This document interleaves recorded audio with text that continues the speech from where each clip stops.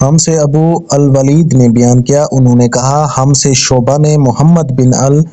بن المنقدر کے واسطے سے، انہوں نے حضرت جابر رضی اللہ عنہ سے سنا،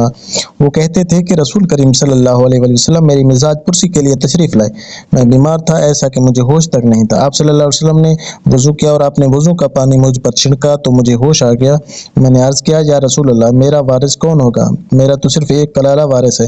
اس پر آیات میراث نازل ہوئی۔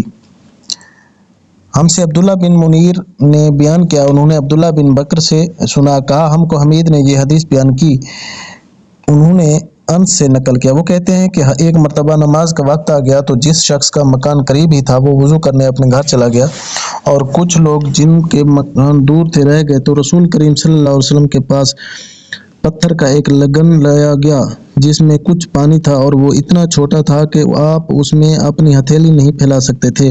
مگر سب نے اس برتن کے پانی سے وضو کر لیا۔ ہم نے حضرت انس رضی اللہ عنہ سے پوچھا کہ تم کتنے نفر تھے؟ کہا 80 سے کچھ زیادہ ہی تھے۔ حدیث البخاری 195 نمبر۔